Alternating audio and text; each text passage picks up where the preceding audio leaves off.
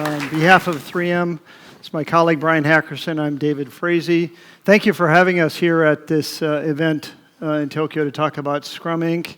and 3M and innovation. So I'll take us back and I'll start with a story of about 4.5 years ago when we first met Scrum Inc. and Jeff and team, because we had a business in the health information world in the U.S. healthcare system that was critical to success for all of the U.S. healthcare system. ICD-10 is a standard that was implemented October 1st of 2015, and in the spring of 2015, we were not ready for that. And it is not an exaggeration to say if our software did not work on October 1st, the U.S. healthcare system would have stopped. Because our software is necessary to collect revenue for almost every hospital in the United States from the billing that comes from doing ICD-10 coding. So this is a deadline probably like Y2K for us. And we did an assessment of how ready we were for this, and we were not ready. So our healthcare business decided to go all in. And in many ways, we went all in because we had no choice. This is the most profitable business in all of 3M right now, the health information systems business, and it does not exist at headquarters. So we had the opportunity to go all in without telling our bosses. Here we go. We're going to take a chance. So we go all in on Scrum. As the CTO of that business at the time, I am the chief product owner for delivering ICD-10. So the market forces, customer dissatisfaction, meaning the early attempts, the beta software for ICD-10 did not work very well. We are trying to train our models to understand these clinical records to deliver these new codes. So there's a perfect storm of opportunity.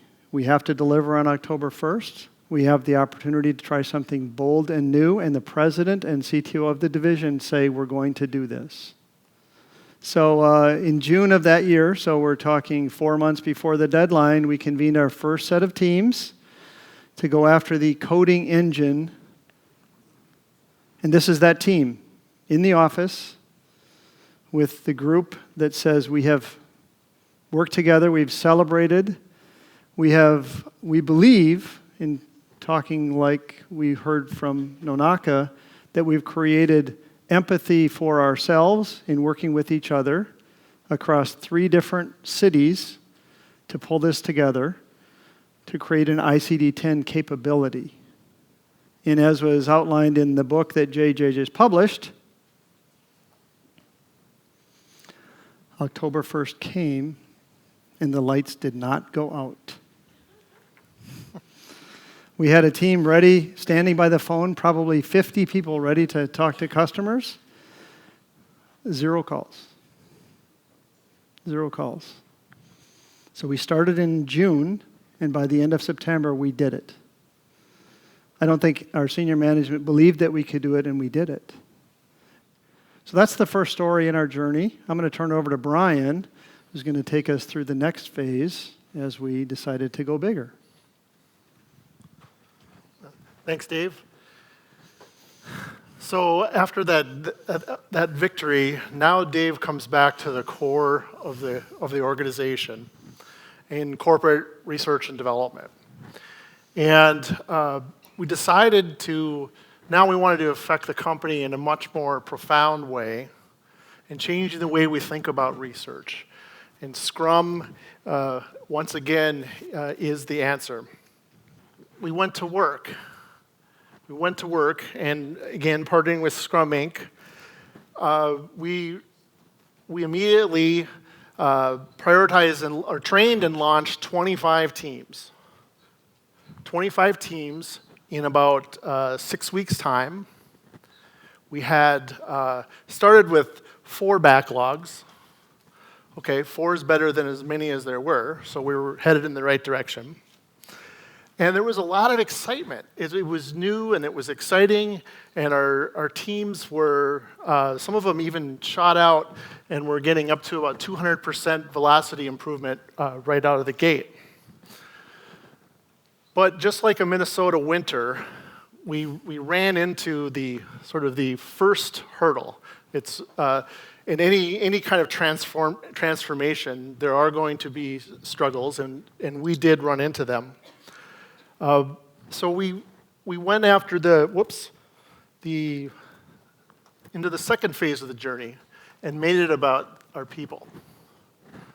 And our people, we were looking at our teams and realizing that, hey, we're not nearly T-shaped enough, not cross-functional enough, so we took the backlog and we consolidated from 4 down to 1, managed by the chief product owner in our lab, and reformed a number of teams and made them more cross-functional and T-shaped.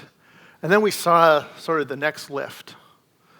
And the next lift led us to now our vice president saying, hey, this is kind of interesting.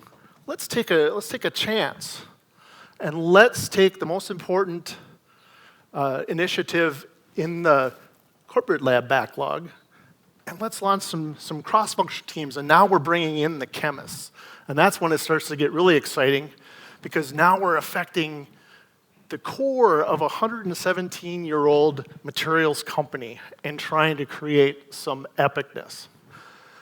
The one story that I can share with you that came out of that launch at the end of the second part of the journey was there was a 33-year veteran of 3M who had a PhD in materials science.